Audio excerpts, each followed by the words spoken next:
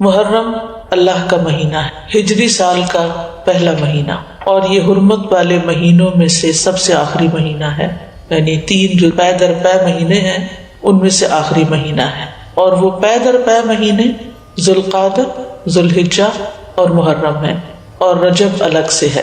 مہینوں کی گنتی کے بارے میں سورۃ التوبہ میں اللہ سبحانہ وتعالیٰ ارشاد فرماتے ہیں، بے شک مہینوں کی گنتی اللہ کے نزدیک اللہ کی کتاب میں 12 مہینے ہیں، جس دن اس نے آسمان اور زمین کو پیدا کیا، یعنی اس دن سے اللہ نے 12 مہینے بنائے، منہا اربعۃ حرم، ان میں سے 4 حرمت والے ہیں، اور ان مہینوں میں خاص طور پر اپنی جانوں پر ظلم نہ کرو، اس کا حکم دیا گیا۔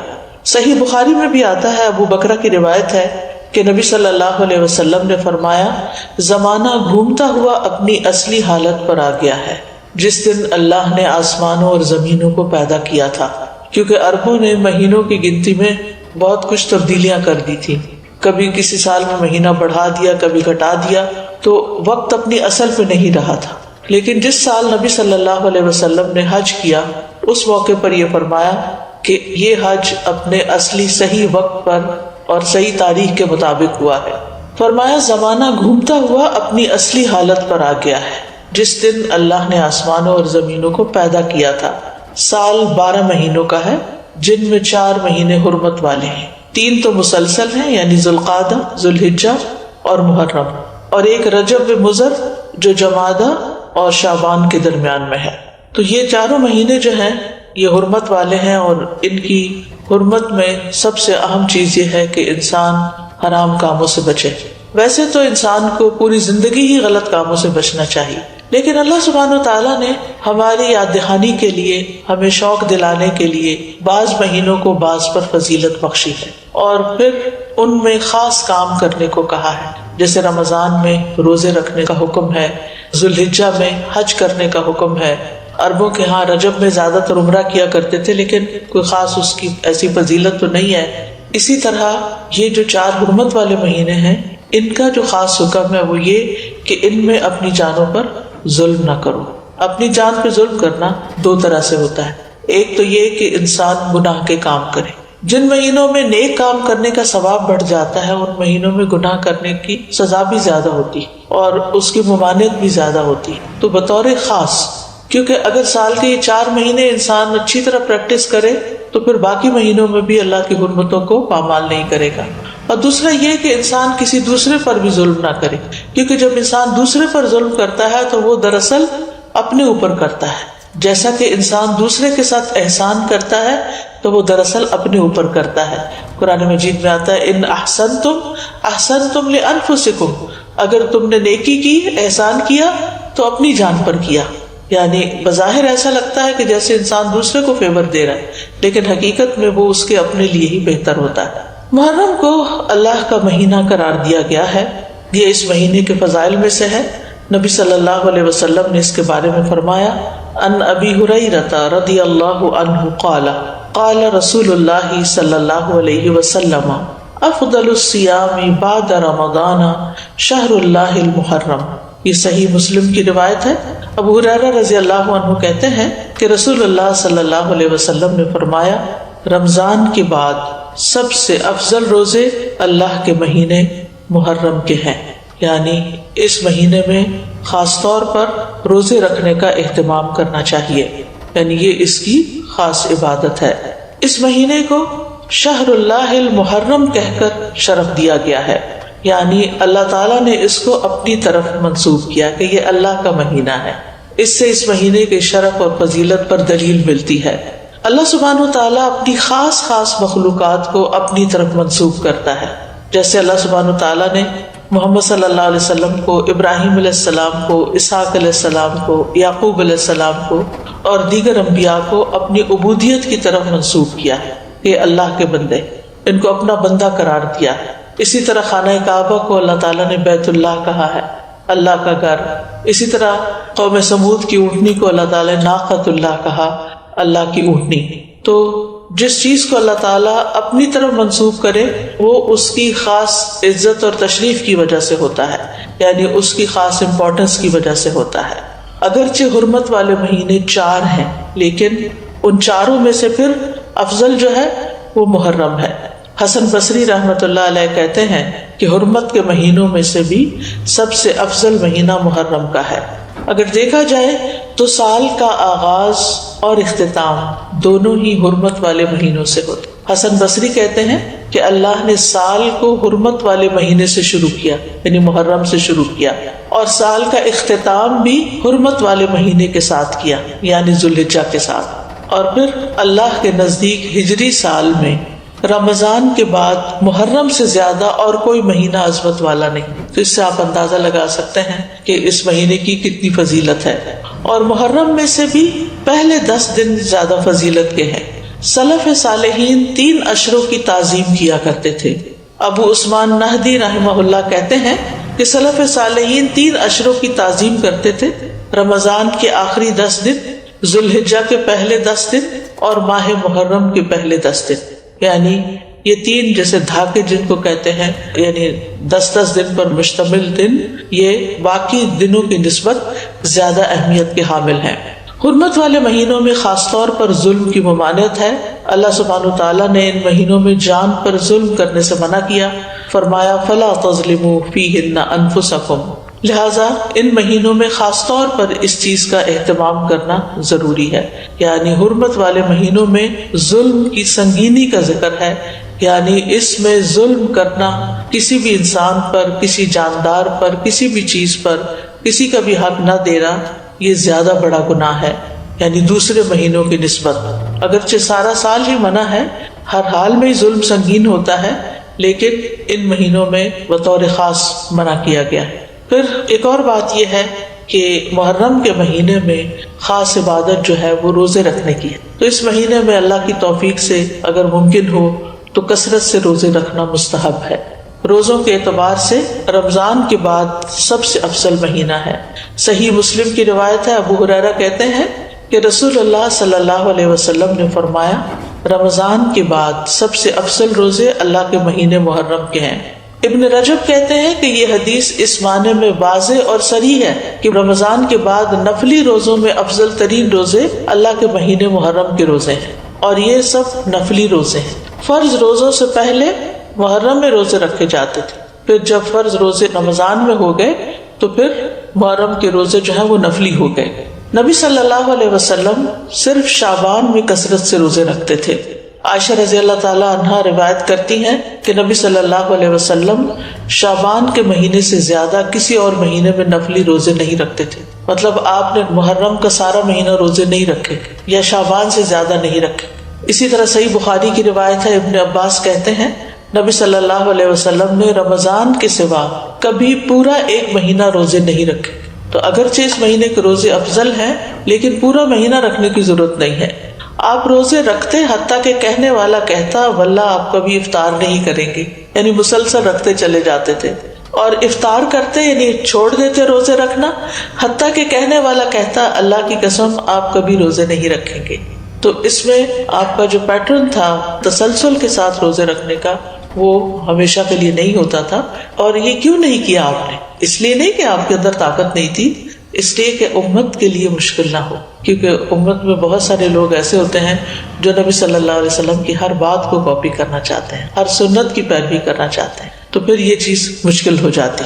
اب سوال یہ پیدا ہوتا ہے کہ نبی صلی اللہ علیہ وسلم محرم کی بجائے شعبان میں کثرت سے روزے کیوں رکھتے تھے؟ علماء کو اس مسئلے میں اشکال ہوا ہے کہ اگر محرم زیادہ افضل ہے تو آپ شعبان میں کیوں زیادہ روزے رکھتے؟ کہ آپ نے صراحت کے ساتھ یہ فرمایا کہ ماہ محرم کے روزے جو ہیں وہ افضل ہیں، تو اس میں بعض علماء یہ کہتے ہیں کہ شاید آپ کو محرم کی فضیلت کا علم زندگی کے آخری ایام میں، یعنی شروع سے نہیں یہ بات بتائی گئی، اور یہ بھی ہو سکتا ہے کہ اس مہینے میں آپ کو کئی عذر پیش آ جاتے تھے جس کی وجہ سے آپ یہ روزے نہیں رکھ سکتے تھے، جیسے سفر ہے یا بیماری کا لاحق ہونا ہے، لیکن چونکہ آپ نے فرما دیا ہے کہ یہ افضل ہے تو بہرحال یہ افضل ہے، یعنی اس مہینے میں روزے رکھنا۔ اور اس مہینے میں سے بھی خاص طور پر 10ویں تاریخ کا روزہ رکھنا۔ جمہور علماء کے نزدیک عاشورہ محرم کا 10واں دن ہے، اور اس دن روزہ رکھنا جو ہے وہ مستحب ہے۔ اور عاشورہ ایک اسلامی نام ہے، جاہلیت میں یہ نام معلوم نہیں تھا، کوئی اسے جانتا نہ تھا، یعنی اس وقت 10 محرم کو عاشورہ نہیں کہتے تھے۔ تو عاشورہ کا روزہ جو ہے یہ مستحب ہے اور اس کی بہت فضیلت ہے۔ صحیح مسلم میں آتا ہے رسول اللہ صلی اللہ علیہ وسلم نے فرمایا، اور یوم عاشورہ کا روزہ میں امید رکھتا ہوں کہ پچھلے سال کے گناہوں کا کفارہ بن جائے گا، پچھلے سال کے گناہوں کا کفارہ بن جائے گا۔ ان یکفر السنۃ التی قبلہ، اب یہ گناہوں میں سے کیا مراد ہے؟ اس کے بارے میں آتا ہے کہ عاشورہ کا روزہ تمام صغیرہ گناہوں کا کفارہ بنتا ہے اور کبیرہ گناہوں میں کمی کا باعث بنتا ہے، یعنی اس میں تخفیف ہوتی۔ کبیرہ گناہوں کا کفارہ نہیں بنتا، مثلا اگر کسی نے کسی کو قتل کر دیا، اللہ نہ کرے، یا اسی طرح کوئی شراب پیتا ہے یا کوئی زنا کرتا ہے یا کوئی اور اس طرح کے بڑے بڑے گناہوں کے کام کرتا ہے اور وہ کہے کہ میں عاشورہ کا روزہ رکھ لوں گا اور میرا سب کچھ معاف ہو جائے گا، تو ایسا نہیں ہے۔ کبیرہ گناہوں پر حدود بھی ہیں، کبیرہ گناہوں پر بعض اوقات کفارہ بھی ہے، توبہ ہے، یعنی ان کا معاملہ الگ ہے۔ لیکن چھوٹے چھوٹے گناہ جو انسان سے ہو جاتے ہیں، کوتاہیاں ہو جاتی ہیں، غفلتیں ہو جاتی ہیں، تو ان کا کفارہ جو ہے وہ 10 محرم کے روزے سے ہوتا ہے، 1 سال کا۔ اور اگر کسی کے اعمال نامے میں صغیرہ گناہ نہ ہو، خوش قسمت ہو، تو پھر اس کے اعمال نامے میں اس روزے کے بدلے نیکیاں لکھ لی جاتی ہیں اور اس کے درجات بلند کر دیے جاتے ہیں۔ اور پھر اگر کسی کا کوئی ایک آدھ کبیرہ گناہ، جیسے والدین کو ستانا ہے یا کوئی اور اس طرح کے کام ہے، یا غیبت کر لی کسی نے، کسی پہ الزام لگا دیا ناسمجھی میں، کچھ ہوتے ہیں جان بوجھ کے کرتے، کچھ ہوتے ہیں کہ ایسی منہ سے بات نکل جاتی، یعنی آپ کا ارادہ نہیں تھا کہ کسی کی آپ برائی کریں، لیکن کسی نے آپ کے سامنے کسی کی شکایت کی تو آپ نے بھی کوئی ساتھ جملہ بول دیا۔ کئی دفعہ ایسے ہوتا ہے نا کہ ہاں وہ تو ہے ہی ایسا، آپ نے تائید کر دی، تو اب بہرحال آپ نے کسی کی برائی تو کری تھی۔ تو ہو سکتا ہے کہ کسی کے اعمال نامے میں بہت زیادہ ایسی چیزیں نہ ہوں، خال خال کبھی کبھار کی ہوئی ہوں، تو پھر امید کی جا سکتی ہے کہ اس کے لیے ان گناہوں سے بھی کفارے کا باعث بنے گا۔ پھر اہل و عیال اور اپنے ماتحت لوگوں کو بھی اس دن روزہ رکھوانا چاہیے، یعنی صرف آپ خود ہی نہ رکھ لیں، اپنے بچوں کو بھی کہیں، گھر میں بھی بتائیں، رشتہ داروں کو بتائیں، اوروں کو بھی قائل کریں۔ یعنی انسان کو چاہیے کہ اپنے اہل و عیال اور جن لوگوں کی ذمہ داری اس پہ عائد ہوتی ہے ان کے بارے میں اس روزے کے حوالے سے خاص خیال رکھیں، سحری کے لیے ان کو جگائیں، ان کو سحری بنا کے دیں، ان کو روزہ رکھنے پر مدد کریں، تو ان کا بھی ثواب آپ کو مل جائے گا۔ ربیہ بنت معوذ رضی اللہ عنہما سے روایت ہے، وہ کہتی ہیں کہ نبی صلی اللہ علیہ وسلم نے عاشورہ کے دن صبح کے وقت انصار کی بستیوں میں یہ پیغام بھیجا کہ جس نے آج روزہ نہ رکھا ہو وہ باقی دن کچھ نہ کھائے، اور جس نے روزہ رکھا ہو وہ روزے سے رہے، یعنی جس نے تو صبح سے کچھ نہیں کھایا وہ اب کچھ نہ کھائے، اور جس نے اگر کچھ کھا بھی لیا باقی دن کا روزہ رکھ لے، یعنی اتنی تاکید ہے۔ ربیہ کہتی ہیں کہ اس حکم کے بعد ہم عاشورہ کا روزہ رکھتی تھی اور اپنے بچوں کو بھی رکھواتی، نیز انہیں بہلانے کے لیے ہم روئی کے کھلونے بنا دیتی، جب ان میں سے کوئی کھانے کے لیے روتا تو ہم اسے وہ کھلونا دے دیتی، یہاں تک کہ افطار کا وقت آ جاتا، یعنی بہلا پسلا کے بچوں کو بھی روزہ رکھوا دیتی۔ تو اس سے اندازہ کریں کہ اس روزے کی کتنی اہمیت ہے۔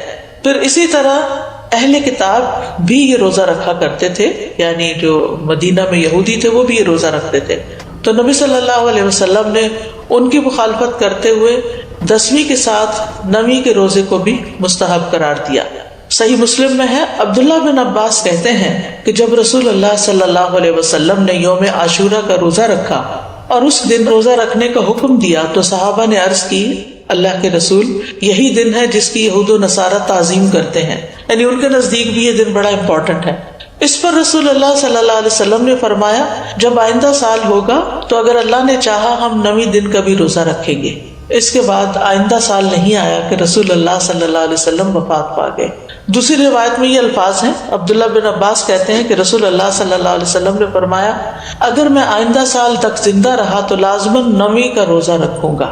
ابو بکر کی روایت میں ہے، ابن عباس نے کہا آپ کی مراد عاشورہ کے دن سے تھی، یعنی 10ویں کی بجائے 9ویں کا رکھوں گا، یہ بھی مراد لی گئی، لیکن بہتر یہی ہے کہ وہ 10ویں، کیونکہ اس پر آپ کا قول ہے کہ وہ پورے سال کے گناہوں کا کفارہ ہے، اور اس کے ساتھ 9ویں کا روزہ رکھ لیا جائے تاکہ 2 دن ہو جائے، اور جو 9 محرم کا روزہ نہ رکھ سکے تو وہ 10ویں کے ساتھ 11ویں کا روزہ رکھ لے۔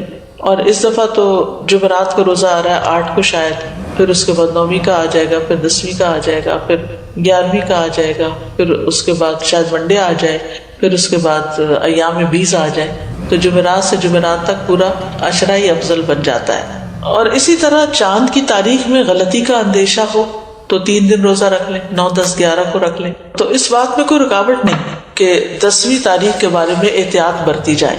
بعض اوقات اختلاف مطالعے کی وجہ سے لوگ کنفیوژن کا شکار ہوتے ہیں، آپس میں جھگڑتے ہیں، آج 9ویں ہے یا آج 10ویں ہے، آج کیا ہے کیا نہیں. تو ایسی صورت میں اگر انسان ایک دن پہلے کا روزہ بھی رکھ لے تو کوئی حرج نہیں. بعض علماء کے نزدیک عاشورہ کے روزے کے 3 مراتب ہیں. پہلا 3 دن روزے رکھنا، مرتبہ کا مطلب یہ کہ بلند درجہ ہے، 9ویں، 10ویں اور 11ویں کا روزہ رکھنا. اور اس بارے میں ایک ضعیف روایت بھی بیان کی جاتی ہے، اور بعض سلف صالحین سے بھی وارد ہوا ہے کہ وہ احتیاط کے طور پر ایسا کرتے تھے. دوسرا درجہ کیا ہے؟ 9ویں اور 10ویں کا روزہ رکھنا. اکثر احادیث اس کی تائید کرتی ہیں اور اسی کے بارے میں سنت وارد ہوئی، جیسے میں نے پہلے حدیث بتائی آپ کو. اور تیسرا ہے صرف 10ویں کا روزہ رکھنا، اور ایسا کرنا جائز ہے، مکروہ نہیں ہے. یعنی جن کو اللہ تعالیٰ توفیق دے تو وہ اعلیٰ درجے کا کام کرے، 3 دن روزہ رکھے، 9ویں، 10ویں، 11ویں. جو 3 نہیں رکھ سکتے وہ کم از کم 2 دن کا رکھیں، 9ویں، 10ویں کا رکھیں یا 10ویں، 11ویں کا رکھیں. اور جن کے لیے بہت ہی مشکل ہے وہ کم از کم 10ویں تاریخ کا روزہ ضرور رکھ لیں. یہ بات واضح کرنا اس لیے ضروری ہے کہ اگر کوئی 9 اور 10 کا نہیں رکھ سکتا، صرف 10 کا رکھ رہا ہے، تو اس پر نکیر نہ کی جائے، اس کو برا بھلا نہ کہا جائے یا یہ نہ کہا جائے کہ تم نے غلط کیا. یہ غلط نہیں ہے، یہ درجے اور مرتبے ہیں. اسی طرح 10 محرم اگر جمعہ یا ہفتہ کو آ رہی ہو تو اس ایک دن کا روزہ رکھنا بھی جائز ہے. خالی جمعے کو اکیلا کر کے روزہ رکھنا عام طور پر پسندیدہ نہیں، لیکن اگر محرم کا روزہ اس تاریخ کو آ رہا ہے، عاشورہ کا روزہ، تو پھر جمعے کے دن بھی رکھا جا سکتا ہے. پھر اسی طرح اگر فرض روزوں کی قضا باقی ہو، عموماً یہ کہا جاتا ہے نا کہ اگر آپ کے اوپر فرض روزے ہیں تو پہلے وہ پورے کریں پھر نفل پہ آئیں، لیکن اس روزے کی فضیلت کی وجہ سے آپ اس دن کا روزہ رکھ لیں، پھر اس کے بعد باقی قضا پوری کر لیں. یعنی فرض کی قضا سے پہلے خاص دن کا نفلی روزہ رکھنا جائز ہے. یہ ہے مسئلہ. یعنی اگر کسی نے ابھی فرض پورے نہیں کیے تو نفلی سے محروم نہ رہے. یہ روزہ اس لیے رکھنا چاہیے کہ یہ خاص دن کا روزہ ہے، جبکہ رمضان کے روزوں کی قضا کی جو مدت ہے اس میں بہت وسعت ہے، اس کی بریکٹ بڑی ہے. بعض علماء کے نزدیک عاشورہ کے روزے کو فرض کی نیت سے رکھا جا سکتا ہے، یعنی قضا بھی رکھی جا سکتی ہے. یعنی 9ویں 10ویں کا اگر وہ قضا کے اس میں رکھ سکتا ہے، لیکن یہ بعض کی رائے ہے. وہ کہتے ہیں کہ قضا صحیح ہوگی اور ساتھ ہی 10ویں تاریخ کو روزہ رکھنے کا ثواب بھی ہو جائے گا. یہ شیخ ابن عثیمین کا فتویٰ ہے، ان کے خیال میں ایسا کیا جا سکتا ہے. لیکن افضل یہی ہے کہ عاشورہ کا روزہ نفل نیت سے ہی رکھا جائے، فرض کو اس میں مکس نہ کیا جائے، اور 10ویں کے علاوہ جو باقی دن ہیں ان میں اپنے قضا روزے ادا کر لے انسان. لیکن 9 اور 11 کا روزہ قضا کی نیت سے رکھنا جائز ہے. سمجھ گئے؟ یعنی 10ویں کا روزہ قضا کی نیت سے نہ رکھے، لیکن 9ویں اور 11ویں کا رکھ لے، کیونکہ 9ویں اور 11ویں کے روزے کی کوئی خاص فضیلت نہیں بتائی گئی. پھر اسی طرح حالت سفر میں اگرچہ روزہ رکھنا منع ہے، لیکن اگر مشقت نہ ہو تو عاشورہ کا روزہ سفر میں بھی رکھا جا سکتا ہے. یعنی اگر آپ ٹریول کر رہے ہیں تو بھی آپ روزہ رکھ سکتے ہیں.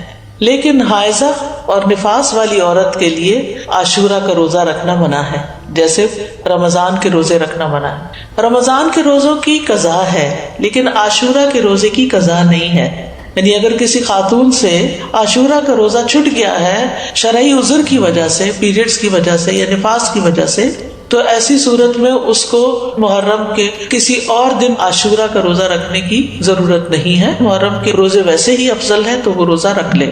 ابو موسیٰ سے روایت ہے، وہ کہتے ہیں رسول اللہ صلی اللہ علیہ وسلم نے فرمایا، جب آدمی بیمار ہوتا ہے یا سفر کرتا ہے تو وہ جس قدر عبادات بحالت اقامت اور دوران صحت میں کرتا تھا اس کے لیے وہ سب لکھ دی جاتی ہیں. یعنی اگر ایک خاتون ہے ہر سال روزہ رکھتی ہیں عاشورہ کا، لیکن اس سال وہ شرعی عذر کی وجہ سے نہیں رکھ سکتی، تو بعض اوقات پریشان ہونے لگتے ہیں، وہ کمپلین کرنے لگتے ہیں، کیا بنے گا، کیا ہو گیا، یہ کیوں ہو گیا، وہ کیوں ہو گیا. نہیں، یہ تو اللہ کی طرف سے ہے عذر. کوئی بھی خاتون خود اپنے ایام تو نہیں شروع کر سکتی، تو ایک فطری طریقہ ہے، اور اس کو اپنے وقت پر ہی جب اللہ کا حکم ہوتا ہے شروع ہونا ہوتا ہے. تو ایسی صورت میں اس کو یہ تسلی رکھنی چاہیے کہ میں نے صحت کی حالت میں جو روزے رکھے ہیں، انشاءاللہ اگر اس دفعہ میں عذر کی وجہ سے نہیں رکھ سکتی تو اللہ تعالیٰ مجھے اس کا بھی اجر دے دے گا۔ اس سے ایک بات یہ پتہ چلتی ہے کہ صحت کی حالت میں انسان کو جتنی نیکیاں ہو سکے کر لینی چاہیے تاکہ بیماری کے دنوں میں ان کا اجر لکھا جاتا رہے۔ یعنی انسان کو صحت کی حالت میں نیکیوں کا حریص ہونا چاہیے، اپنے معمولات بنانے چاہیے۔ یہ نہیں ہیپیزرلی کبھی کچھ کر لیا کبھی کچھ کر لیا، نہیں۔ جیسے انسان کوشش کر کے جیسے تہجد کی عادت ڈالے، صلاۃ الضحیٰ کی عادت ڈالے، دن میں اذکار کرنے کی عادت ڈالے، اپنی تلاوت کی عادت ڈالے، یعنی ہر روز ایک مخصوص حصہ جو ہے ورد یومی جس کو کہتے ہیں وہ ہر صورت اپنا ادا کرنے کی کوشش کرے، نمازوں کے بعد کی سنتوں کی پابندی کرے۔ تو پھر اگر وہ بیمار ہو جاتا ہے اور بیٹھ کے نماز پڑھ رہا ہے اور اشاروں سے پڑھ رہا ہے تو انشاءاللہ جو وہ اپنی صحت کے دنوں میں جیسے وہ پڑھا کرتا تھا اس کے مطابق اس کو اجر مل جائے۔ تو صحت کو بیماری سے پہلے غنیمت جانیں اور اس میں اچھی عادتیں اپنائیں، دینی اعتبار سے بھی سستی نہ کریں کہ انسان اور کاموں میں لگا رہے اور نمازوں کی پرواہ نہ کرے یا عبادات سے غافل رہے تو صرف دنیا کے پیچھے بھاگتا رہے۔ نہیں، عام دنوں میں صحت کے دنوں میں انسان پابندی کرے تاکہ اس کا اجر محفوظ ہو جائے، کیونکہ اگر کوئی زندہ رہتا ہے تو بڑھاپا تو آنا ہی آنا ہے اور بڑھاپے کی کمزوریاں بھی لاحق ہونی ہیں۔ یہ الگ بات ہے کہ کچھ لوگوں کو اللہ سبحانہ وتعالیٰ ایسی توفیق دیتا ہے کہ وہ بڑھاپے میں بھی اپنی عبادت جاری رکھتے ہیں، بلکہ وہ جوانی سے بھی زیادہ اس میں عبادت کرتے ہیں کہ اب فرصت ہوگی، فراغت ہوگی، اور یہ اللہ ہی کی توفیق سے ہوتا ہے۔ تو عام دنوں میں جو کی جانے والی عبادت ہے اس کو انسان شوق سے کرے، پابندی کے ساتھ کرے، چھوٹی چھوٹی باتوں پر ان چیزوں کو چھوڑ نہ دے۔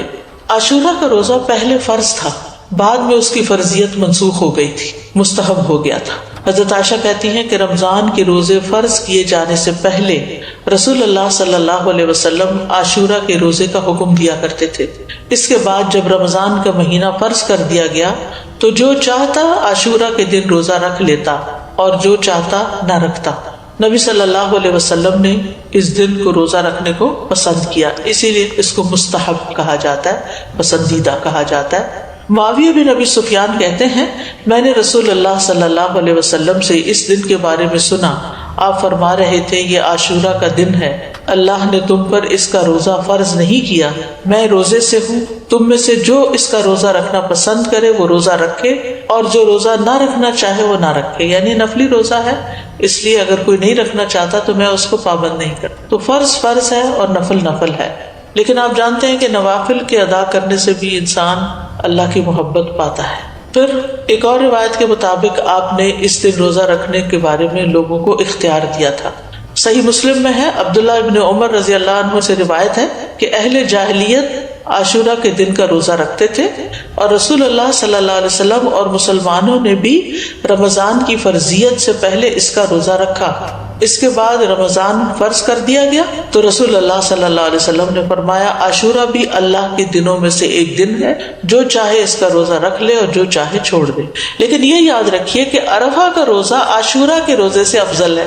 ابھی پچھلے مہینے جو عرفہ کا روزہ رکھا گیا تھا 9 تاریخ کا روزہ، وہ 2 سال کے گناہوں کا کفارہ ہے، جبکہ محرم کا روزہ جو ہے وہ 1 سال کے گناہوں کا کفارہ ہے۔ اس کی حکمت کے بارے میں کہا جاتا ہے کہ 10ویں محرم کا روزہ موسیٰ علیہ السلام کی طرف منسوب ہے اور عرفہ کا روزہ نبی صلی اللہ علیہ وسلم کی طرف منسوب ہے۔ جیسا کہ آپ جانتے ہیں کہ موسیٰ علیہ السلام کو اللہ تعالیٰ نے اس دن فرعون سے نجات دی تھی جب وہ سمندر پار کر آئے تھے بنی اسرائیل کے ساتھ، تو اس کے لیے شکرانے کے طور پر بنی اسرائیل اس کا روزہ رکھا کرتے تھے۔ اور یہ ہماری شریعت کے خصائص میں سے ہے کہ نبی صلی اللہ علیہ وسلم کی طرف جو چیز منسوب ہو آپ کی برکت کی وجہ سے اس کا اجر زیادہ کر دیا جاتا ہے۔ ویسے بھی اس امت کے اجر باقی امتوں کے مقابلے میں زیادہ ہے۔ اسی طرح کچھ اور وجوہات بھی بتائی گئی ہیں اور یہ کہا جاتا ہے کہ عرفہ کا دن جو ہے وہ حرمت کے مہینوں میں سے درمیانی مہینے میں، اس سے پہلے بھی حرمت والا مہینہ ہے، اس کے بعد بھی۔ یہ ایک رائے ہے۔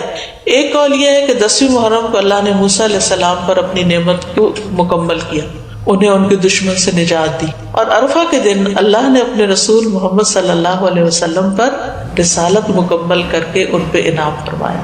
الیوم اکملت لکم دینکم واتممت علیکم نعمتی ورضیت لکم الاسلام دینا۔ اور دین میں حاصل ہونے والی مکمل نعمت جسم میں حاصل ہونے والی مکمل نعمت سے زیادہ افضل ہے۔ یعنی بنی اسرائیل کو نعمت ملی تھی جسمانی آزادی کی، جو فرعون نے ان کو غلام بنا رکھا تھا، اور محمد صلی اللہ علیہ وسلم کی امت کو کامل دین ملا اس دن۔ تو دین جو ہے وہ جسم سے افضل ہے. دینی نعمتیں، روحانی نعمتیں جسمانی نعمتوں سے افضل ہوتی ہیں، لیکن ہم عام طور پر جسمانی نعمتوں کے حصول کے لیے زیادہ کوشش بھی کرتے ہیں اور زیادہ ایکسپرٹیز حاصل کرتے ہیں. پھر اسی طرح اس مہینے کے روزے ہوں یا عرفہ کا روزہ ہو یا رمضان کا روزہ ہو، روزوں کے اپنے جسمانی اور نفسیاتی فوائد ہیں اور بعض اوقات انسان کی عقل سے باہر ہے. کوشش ہمیں یہی کرنی چاہیے کہ کوئی مہینہ ایسا نہ گزرے کہ جس میں ہم کم از کم ایک روزہ نہ رکھیں یا 3 دن کے روزے نہ رکھیں، کیونکہ ہر مہینے میں 3 دن کے روزے جو ہیں وہ سینے کا وحر دور کرتے ہیں. عمرو بن شرحبیل سے سنن نسائی کی روایت ہے، نبی صلی اللہ علیہ وسلم سے کہا گیا کہ ایک آدمی ہمیشہ روزے رکھتا ہے. آپ نے فرمایا کاش وہ کبھی کھانا نہ کھاتا اور مر جاتا. یعنی پسند نہیں کیا نا آپ نے اس بات. لوگوں نے عرض کیا 2/3 دنوں کے روزے کیسے ہیں؟ 2/3 یعنی ایک مہینے کا 2/3. آپ نے فرمایا یہ بھی بہت زیادہ ہے. انہوں نے کہا نصف دنوں کے. آپ نے فرمایا یہ بھی زیادہ ہے. 2/3 نے 20 دن روزے اور 1/3 10 دن کے روزے. پھر فرمایا میں تمہیں وہ روزے نہ بتاؤں جو سینے کا کینہ دل کے مفاسد دور کرنے کے لیے کافی ہیں. ہر ماہ میں 3 دن کے روزے، تو ہر ماہ میں 3 دن کے روزے ایام 20 کے روزے ہو سکتے ہیں، یا آپ سوموار جمعرات میں سے کوئی ہر ہفتے ایک کر کے، ویسے تو 4 ہفتے بنتے لیکن 3 ہفتے لے لیجئے اور ایک روزہ ان دنوں میں سے کسی دن رکھ لیجئے. ہر مہینے کے 3 روزوں کا جو اجر ہے وہ بہت زیادہ ہے. زمانے بھر کے روزوں کا اجر لکھا جاتا ہے، یعنی ایک روزہ 10 کے برابر ہے. 10 دن یعنی مہینے میں 3 عشرے ہوتے ہیں، تو آپ نے 3 روزے رکھے تو وہ 3 عشروں کے برابر ہو گئے. تو سارا سال آپ ایسا کر رہے ہیں تو گویا آپ پوری زندگی روزے سے ہی ہیں. پھر یہ کہ نفس سے شیطان کے وسوسے کو ختم کرا ہے. سبحان اللہ. روزہ جو ہے یہ باہر دور کرتا ہے.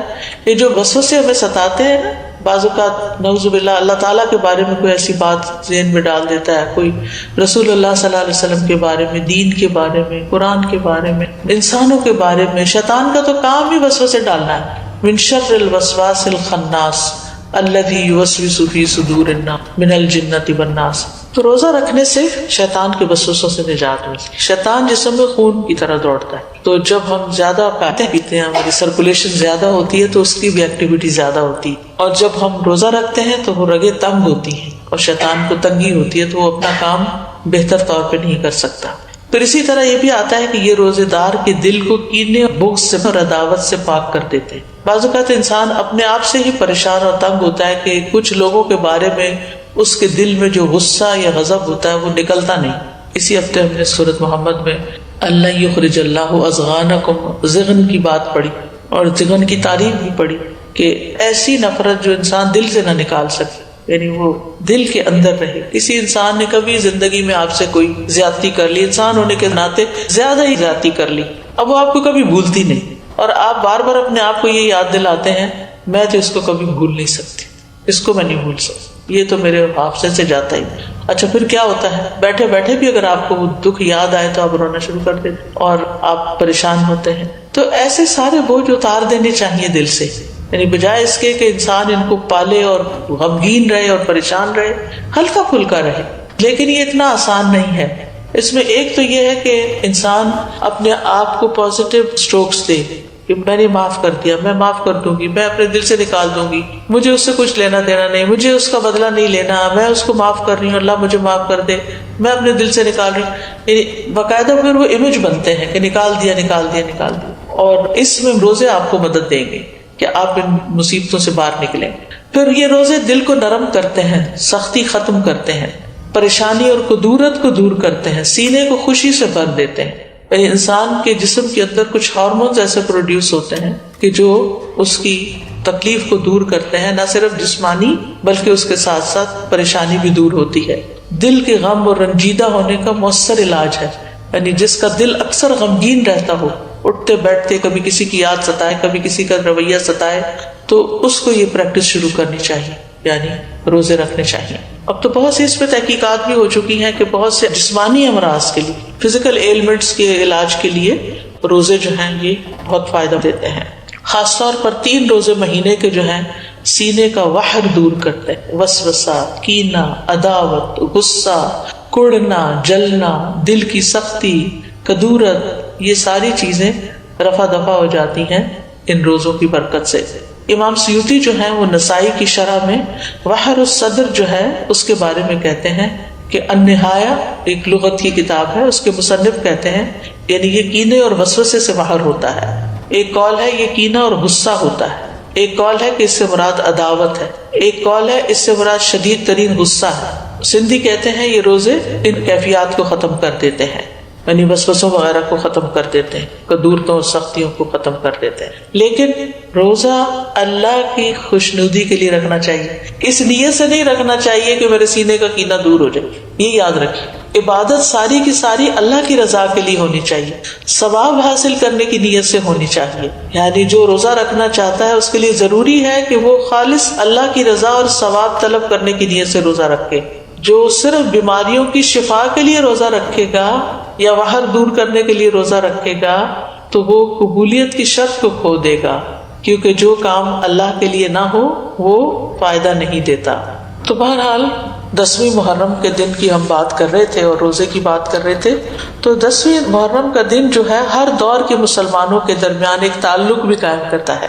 صحابہ نے رکھا، پھر تابعین نے، پھر تبع تابعین نے، پھر امت کے باقی نیک لوگوں نے، پھر آج ہم بھی رکھ رہے ہیں، تو ہم سب کا ایک کنیکشن ہو جاتا ہے، نیکی کے کام میں ایک تعلق ہو جاتا ہے، اور ہمارا جو ایک ایمانی بھائی چارہ ہے اس کو وہ عملاً ثابت کرتا ہے۔ والمؤمنون والمؤمنات بعضهم اولیاء بعض، مومن مرد اور عورتیں ان کے بعض کے دوست ہیں، اور یہ دوستی صرف اپنے زمانے کے لوگوں کے لیے نہیں بلکہ پیچھے سے چلی آ رہی۔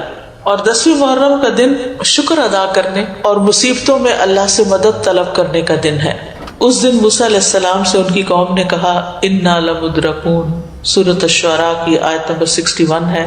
تو موسیٰ علیہ السلام نے جواب دیا کلا ان معی ربی سیہدین، ہرگز نہیں، بے شک میرے ساتھ میرا رب ہے، وہ مجھے ضرور راستہ بتائے گا، وہ میری مدد کرے گا۔ تو بہرحال جب قوم پار ہو گئی تو پھر موسیٰ علیہ السلام نے شکرانے کے روزے کے لیے کہا۔ جاہلیت میں لوگ اس دن کی تعظیم کرتے تھے اور اس دن کعبے کا غلاف پہناتے تھے، یعنی یہ دن انہوں نے کعبے پر غلاف پہنانے کے لیے خاص کیا ہوا تھا۔ حضرت عائشہ کہتی ہیں کہ لوگ رمضان کے روزے فرض ہونے سے پہلے عاشورہ کا روزہ رکھتے اور اس روز کعبہ کو غلاف پہنایا جاتا تھا۔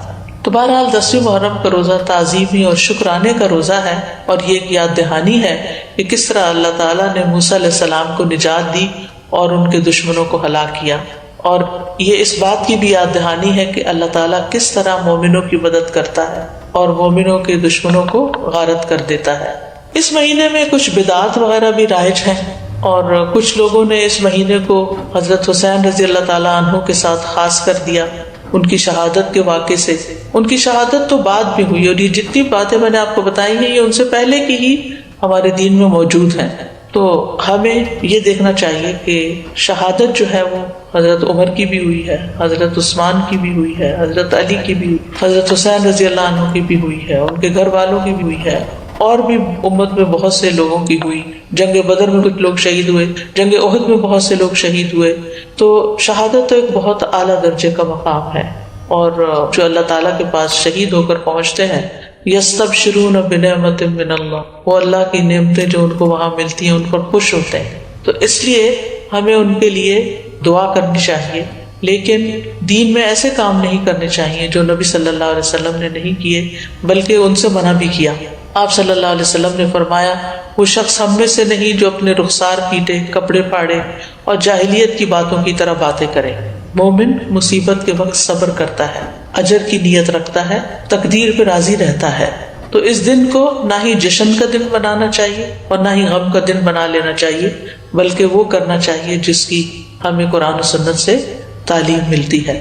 بس دعا ہے کہ اللہ تعالیٰ ہمیں روزے رکھنے کی توفیق عطا فرما دے، کیونکہ واقعی یہ ایک بڑا جہاد ہے نفس سے، اور خاص طور پر جب انسان بیمار ہو جاتا ہے تو اس صورت میں اور بھی مشکل ہو جاتا ہے، اور جو عمر بڑھتی جاتی، لیکن اگر عادت پڑ جائے تو پھر انسان کے لیے آسان ہو جاتا ہے۔ وآخر دعوانا ان الحمد للہ رب العالمین۔